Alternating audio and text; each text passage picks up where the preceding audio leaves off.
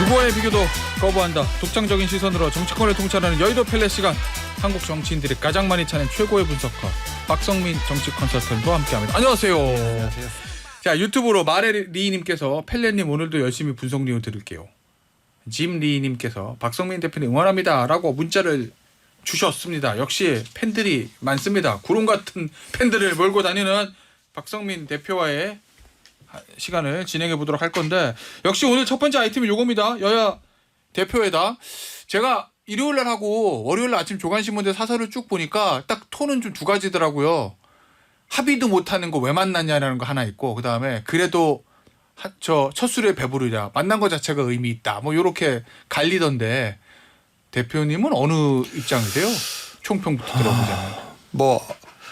지난번에 윤석열 대통령 예. 이재명 대표 만났을 때도 만난 게 어디냐, 예. 다음에 자주 만나자 그랬지만 그 회담도 실패한 회담 아닙니까?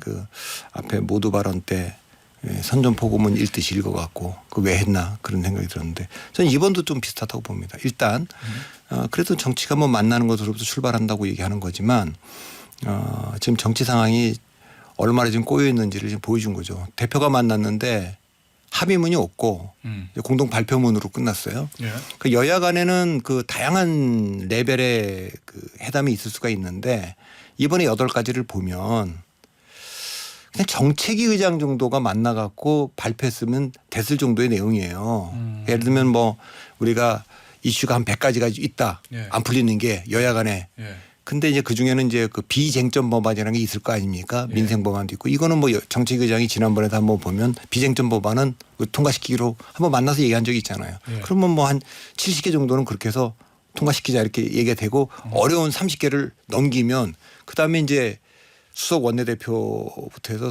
그 수석 부대표부터 해서 원내대표까지 해서 원내대표가 또 한 어렵게 한 20가지 정도를 정리를 하고 예. 난제 중에 난제 10개를 지금 이제 그 남겨놓고 예. 대표회담으로 넘기면 대표회담에서 그것도 다 풀 수가 없지 않습니까? 한 뭐 4-5개는 합의를 하고 나머지는 또 앞으로 계속 논의한다. 뭐 이렇게 가야 되는데, 예. 그러니까 이번에 뭐 만난 것 자체는 좋지만 그런 면에서 아무것도 합의를 못 끌어내고, 예. 그 이제 한동훈 대표 입장에서 보면 예. 뭐 그래도 야당 대표를 만나려면 뭘 얻으려면 뭘 줄 게 있어야 되는데, 예. 대통령이나 정부나 당이 전폭적으로 그 힘을 실어주고 위임을 해주고 그렇게 나가서 해도 될까 말까인데, 그러지 않은 상황에서 조율이 안 된 상황 아닙니까? 예. 얻을 게 없죠. 줄 게 자, 없으니까 얻을 게 없죠. 알겠습니다. 자, 그러면은 각 대표의 득실 좀 따져보죠. 한동훈 대표의 득실. 그러니까 한동훈 대표는, 저는 이제 이 회담이 나올 때도 이 얘기가 나왔을 때도 안 할 거다. 그거 하면은 손해일 텐데 왜 하냐. 예. 그 얘기는 예. 한동훈 대표는 대통령과 한동훈 대표 사이에, 또 정부와 한동훈 대표 사이에, 또 당과 한동훈 대표 사이에 공간이 많잖아요. 심지어는 검찰총장하고의. 그러니까 여기서 뭘 방어하기가 어려울 거고, 이재명 대표는 그런 면에서 좀 쉽죠. 좀 자유롭다. 예, 예. 예. 그래서 결과적으로 보면 이재명 대표는 이제 2가지를 노리고 나왔을 텐데, 첫 예. 번째는 한동훈은 아무 권한이 없는 사람이다. 허수아비다. 예. 뭘 내가 지금 여야회담 대표회담 나가긴 하지만 뭐 아무것도 합의는 안 될 거다. 뭐 권한이 없는 사람하고 앉아가고 뭘 하냐. 이것을 보여주는 건데, 그거 보여줬죠. 두 번째는 그 과정에서 그 대통령과 한동훈 대표 사이에 균열이 있다. 예. 요 사이에 그 또 당 사이에도, 그러니까 그런 거를 보여주러 나갔는데 이제 보여준 거죠. 이재명 대표는 그러면 한동훈 대표의 한계와 당정의 어떤 불협화음, 이거를 그러니까 보여주는 데 성공했다. 한동훈 대표가 뭐 지금 여권의 그 지지율 1위 후보라고는 하지만 내 상대가 아니다. 예. 사실 뭐 한동훈은 좀 약간 거품이다. 뭐 이런 걸 보여주러 나온 거고, 그건 성공했다고 보고요. 반면 한동훈 대표 입장에서는 내가 갖고 나갈 무기가 없으니까 그 사법 리스크를 반복했잖아요. 그러니까 승복해야 된다. 뭐 이런 얘기를 했는데, 그건 뭐 굳이 이렇게 대표회담 자리에서 할 필요가 없었기 때문에, 저는 대통령이 그 연금 개혁안을 발표한다 그러고 4대 개혁안을 좀 이제 발표한다 그렇게 얘기돼 있고, 10월 16일 날 그 보궐선거가 있고, 그다음에 이제 10월 달인지 11월 달인지 그 1심 재판 결과들, 유진교사 선거법이 예. 나온다고 하니까 그런 게 다 나오고 정기국회에서 굉장히 여야 간에 치열하게 그 공방이 있고 예. 그거를 뭐 대통령과 이재명 대표와 한동훈 대표가 모여서 한 번에 해결하는 그런 회담 형식이 부담을 3분의 1 정도씩 나눠 가지면서 하는 게 좋지 않았을까 싶은데 예. 그러나 뭐 어쨌든 여야 대표는 자주 만날수록 좋은 거니까 이제 그거는 제가 평가를 하겠고 예. 만나려고 했던 거. 그러나 이제 예상된 결과였다. 역시 그러면 대표님 얘기 들어보면 이재명 대표는 사실 당내 장악이 완벽하게 끝났으니까 본인의 권한으로 결단할 수 있고 여당과 협의할 수 있고 할 수 있는데 한동훈 대표는 용산과의 관계 그다음에 당내 장악의 정도로 봤을 때 움직일 수 있는 여지, 룸이 크지 않다. 그렇기 때문에 야당과 어떤 성과를 내기 쉽지 않았을 거다. 이런 제가 말씀인 거예요? 뭐 이런 비유를 했는데 대통령실과 여당 대표가 야당 대표를 상대하는 거는 과거에 북한을 상대하는 미국과 대한민국의 관계하고 비슷합니다.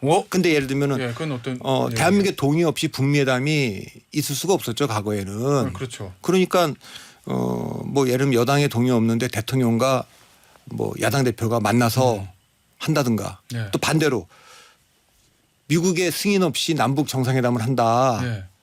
그것도 안 되는 거잖아요. 그러니까 실제로 그런 관계인데 뭐 제네바 합의처럼 뭐 북미 대화가 되고 뭐 육자회담처럼 다자회담이 되면 한미 동맹 관계가 흔들리고 좀 그렇게 되는 거 아닙니까? 그러니까 지금 상황을 보면 그 야당을 상대하려면 대통령과 그 대통령이라는 정부까지 포함하는 거죠. 당이 이 대표를 전적으로 밀어줘야 됩니다. 어떤 걸 합의하더라도 우리가 다 뒤를 바치겠다.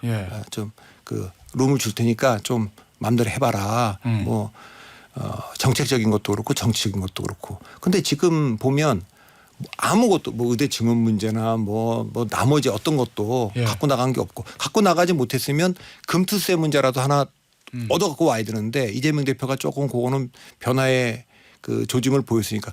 근데 뭘 내놔야지 저쪽도 내놓을 거 아닙니까? 그 자기들이 양보할 카드인데 그럼 금투세 뭐 유예합시다 아니면 이렇게 폐지합시다 이렇게 하더라도 그 정도를 내놓으려면 뭘 줄 게 있어야 되잖아요. 그러니까 줄 수 있는 걸 아무것도 안 갖고 갔는데 그 회담이 되겠습니까? 그러니까 지금 당은 한동훈 대표의 어려움이 이런 겁니다. 이제 한동훈 대표 입장에서 보면 당이 전적으로 밀어줘야 되는데 당은 지금 안 움직일 거예요. 왜 안 움직이냐? 전 네 가지 때문에 안 움직인다고요. 총선 끝난 지 얼마 안 됐잖아요. 이분들 국회의원 선거 다음 4년제에나 있어요. 그러니까 지금 가서 줄 설 리도 없고 밀어줄 리도 없어요. 두 번째는 한동훈 대표의 정치력이 아직 검증되지 않았잖아요. 좀 지켜보겠다 이런 게 있고. 세 번째는 대통령이 노골적으로 한동훈은 아니다 이러고 있는데 어떻게 거기서 줄을 씁니까? 임기는 많이 남아있고. 그 가도 찍힐 텐데. 네 번째는 경쟁자들이 강력한 경쟁자들이 또 있잖아요. 그러니까 예를 들면은 뭐 오세훈이나 홍준표 이런 분들이 없고 완전히 그 한동훈 대표가 옛날 뭐 박근혜처럼 이명박 그 말기의 박근혜처럼 딱 당을 장악했다. 그럼 가서 줄 쓰겠죠. 그 또 총선도 있고 그런데 지금 총선도 우선 4년 모든 조건이 안 좋은 상황입니다. 그래서 한동훈 대표가 당을 혁신하고 당을 변화시키겠다고 당대표를 맡았는데 이러려면 대통령과의 관계가 좋아지고 그래야만 이 당혁신이 성공하거든요. 근데 이게 보통 어려운 일이 아닙니다. 왜? 대통령과 차별화를 하면서 관계가 회복되지 않더라도 당혁신을 하려면 세력이 막강해야 돼요. 예전에 박근혜 그렇죠. 지지율도 있고 뭐 이것이 받쳐지면 차별화도 하면서 혁신도 할 수 있는 거예요. 근데 지금은 혁신이 충분 조건이라면 그 대통령과의 관계 회복은 필요 조건이에요. 그러니까 뭐 협조가 없으면 잘 안 되니까 굉장히 어려운 상황인 건 분명하죠. 자 그러면 그 어려운 상황을 이런 상황이 올 거라고 사실 전당대회 출마 때 예상을 좀 했을 거 아니에요. 대통령과의 뭐 관계는 뭐 계속 좋지 않았고 지난 총선 이후에 당내 장악도 아주 쉬운 부분은 아니고 그러면 한 대표가 지금 전당대회 이후에 저 한 달 정도 좀 넘었나요? 당 운영이라든지 어떤 용산과의 관계 설정 이런 걸 좀 잘못하고 있다 이렇게 보시는 거예요? 그러니까 뭐 그게 오류인지 한계인지는 모르겠어요. 그러나 그때 당시에는 출마하지 않을 수가 없는 거죠. 왜냐하면 그 출마할 명분은 없었고 그랬는데 그 친윤이 뭐 동력을 제공했고 예. 그때 이철규 원내대표부터 해서 뭐 이런 게 있었고 예. 거기에 타이밍은 저쪽이 분열돼 있고 그 전열이 정비되지 않을 테니까 기습할 수 있는 아주 절호의 기회고 본인으로서는 그때 나오지 않으면 예. 기회가 없다 생각했을 테니까 했을 텐데 그럼 당을 장악했을 때 이게 국회의원들이 이제 한동훈 대표가 정치를 안 해봤잖아요. 예. 안 움직인다고요 지금 상황은. 그리고 이 상황을 예견했는데 전혀 예견을 못 하고 있는 거죠. 그러니까 이번에도 보면 제가 깜짝 놀란 게 그 여야 대표회담을 하겠다고 해서 제가 그 전에도 그거 예. 안 할 겁니다. 예, 그렇게, 얻을 게 예. 없는데 그걸 왜 하겠습니까? 예. 그리고 이거는 뭐 이게 당이나 정부나 이 뭐 대통령 지원이 없는데 이걸 왜 하겠냐 했잖아요. 그러니까 그런 정무적 판단이 안 되고 있는 것 같습니다. 그 주변에서 한동훈 대표와 주변에 있는 분들이 이걸 통해서 우리가 뭘 얻어내야지 예. 지금 이게 지금 싸움을 할 땐가 예. 아니면 지금 약간 좀 일부 후퇴할 땐가 예. 이런 판단들이 좀 잘 안 되고 있어서 과연 뭐 어떻게 될지. 알겠습니다.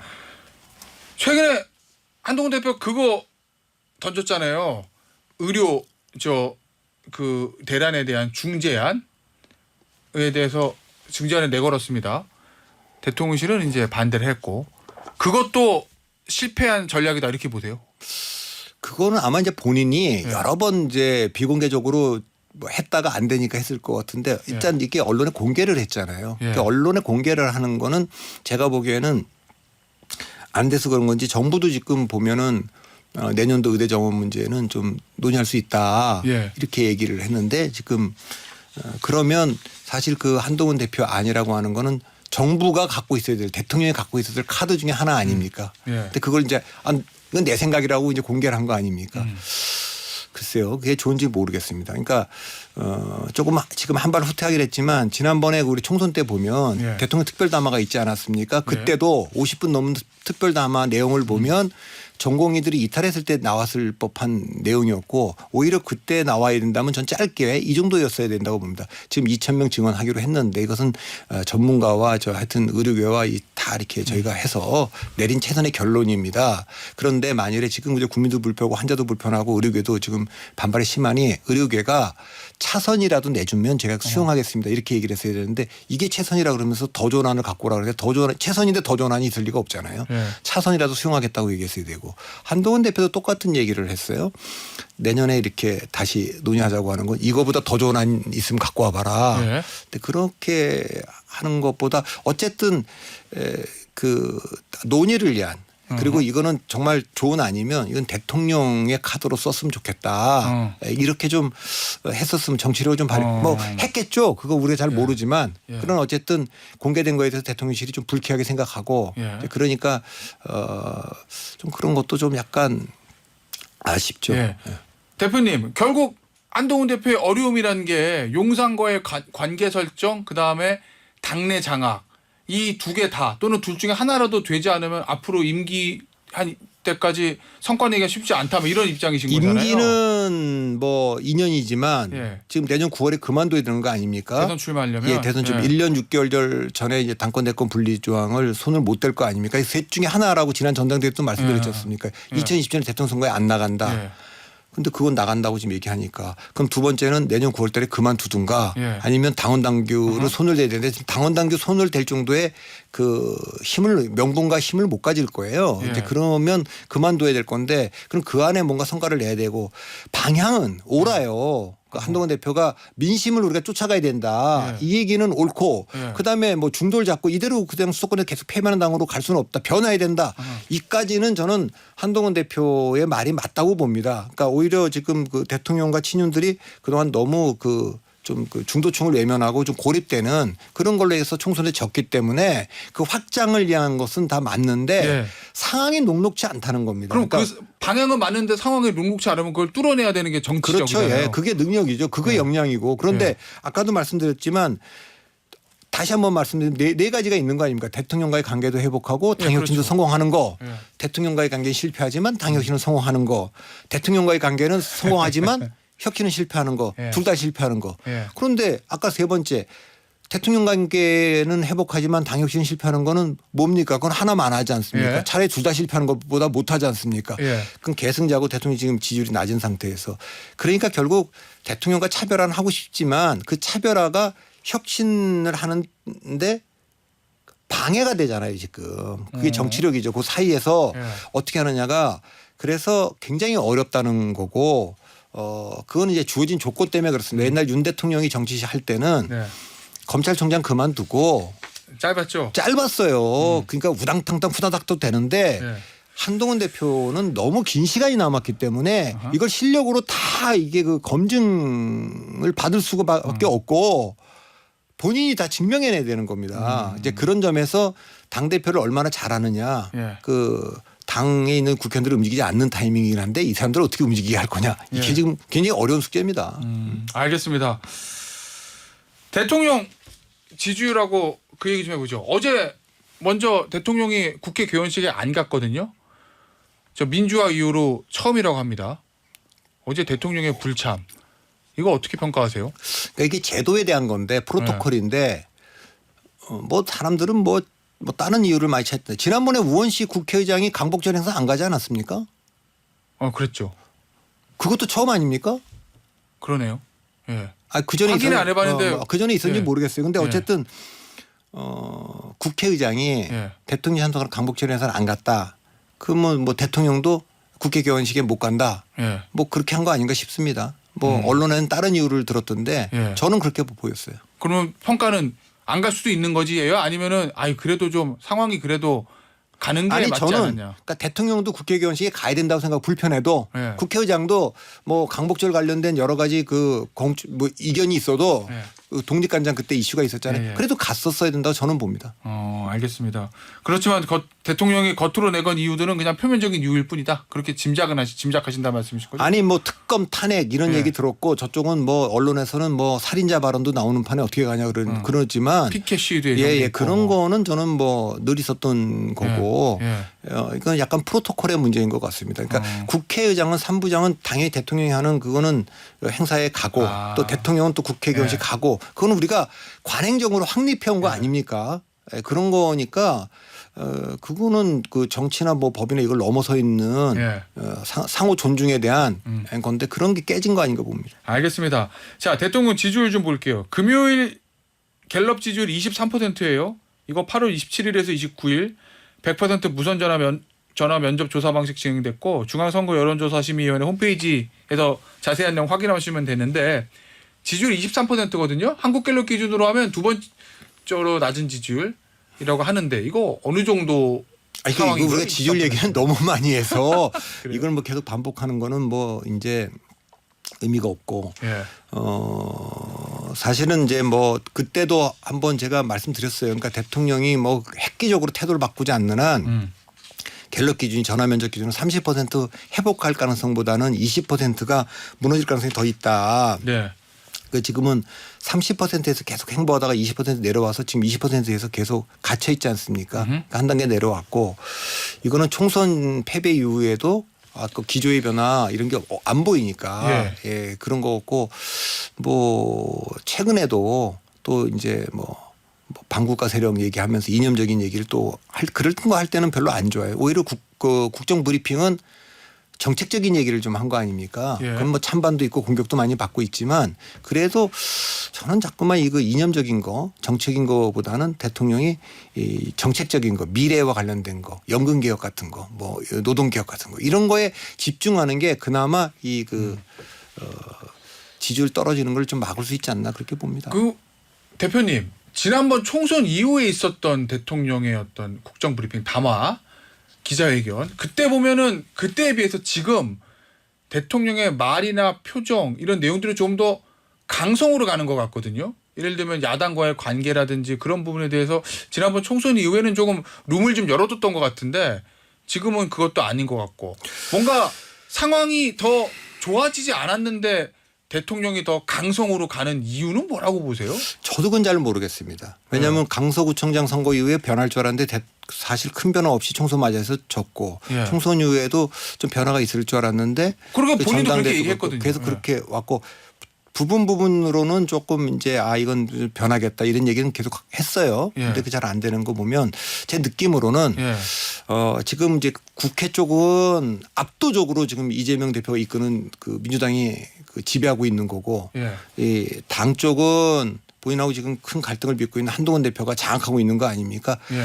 이게 현실인데 어. 이 현실을 아직까지는 대통령이 안 받아들이고 있거나 못 받아들이고 있는 게 아닌가. 그 현실을 받아들이면 야 내가 이제 앞으로 연구 4대 개혁이죠. 그 개혁에다가 이제 그 의료 개혁까지 들어와 3대 개혁에다가 의료 개혁까지 들어 4대 개혁을 하려고 하는데 예. 이거는 야당의 협조 없이는 안 된다. 현실적으로. 야당이 뭐 표를 다 갖고 있으니까 의석을 갖고 있으니까 그럼 내가 이거를 내 것으로 남기려면 내가 야당하고 좀 타협을 해야겠다. 어허. 이 판단을 해야 될 것 같아요. 예. 그리고 당 쪽도 이제 한동훈 대표 체제로 넘어갔고 차기 대권자들의 경쟁으로 넘어갔기 때문에 이거는 뭐 당은 당의 길을 가고 예. 또 나는 확실히 좀 그 한계가 있다 영향을 미치는데 총선도 끝났고 그러니 뭐 내 영향력은 한계가 있다. 이걸 받아들이면 저는 그 이재명 대표의 관계나 한동훈 대표의 관계가 조금 더 여유 있게 풀릴 것 같은데 아직까지는 예. 조건은 계속 변하고 상황은 계속 변하는데 마음은 계속 안 변한 것 같은 느낌. 그러면 그 얘기는 그 상황을 인정하지 않고 야당과의 협치 또는 당대표의 저 관계를 푸는 거 그거 없이 내 핵심 지지층만 똘똘 뭉쳐서 나머지 임기를 돌파하겠다 뭐 이런 생각하고 있다는 거예요. 그건 뭐예요? 그 생각을 하시는 설마 그 생각 하겠습니까? 그러니까 갭이 있는 거잖아요. 지금 본인이 믿고 있는 세상과 예. 지금 실제 세상이 다르면 인지부조화에 누구나 빠지고 그런 이제 불편한 건데 지금 그런 상태일 거라고 보거든요. 예. 본인이 생각하는 그 믿고 있는 세계와 지금 현실 세계가 좀 다르게 돌아가고 있으니까 약간 여기서 불편함을 느낄 수는 있는데 예. 저는 어쨌든 대통령이나 대통령실 당 여기 주변에서 이 현실 인식을 정확히 하는 게 저는 그게 좀 핵심 아닌가 좀 봅니다. 지금 23%더 갤럽 기준으로 이거 더 내려갈 수도 있다고 보세요? 그거는 뭐 알 수 없죠. 그건 올라갈 수도 있고 내려갈 수도 있는 건데. 예. 지금의 스탠스를 계속 유지한다는 가정하에 그러면 대통령- 좀 더 내려갈 수도 있다고 봅니다. 왜냐하면 예. 뭐 공무원들이나 국회의원들 쪽이나 이미 레임덕이고 영향이 미치지 않는다는 걸 확인하면 예. 그러면 뭐 이렇게 저렇게 그 레임덕의 징후 중에 바깥으로 나가면 안 되는 기밀들이 막 나오기 시작하거든요. 그렇죠. 이제 그런 것들이 나오면 좀 더 타격을 입을 수는 있죠. 어쨌든 반등하기 위해서는 대통령이 좀 태도 변화가 절실하다. 뭐 저는 이런 뭐 말씀이신 그거는 거죠? 일단 상황 인식에 대한 그 변화부터 시작해야 된다고 봅니다. 예, 알겠습니다. 오늘 저 여의도 펠레 시간은 여기서 마무리하도록 하겠습니다. 지금까지 박성민 정치 컨설턴트였습니다. 감사합니다.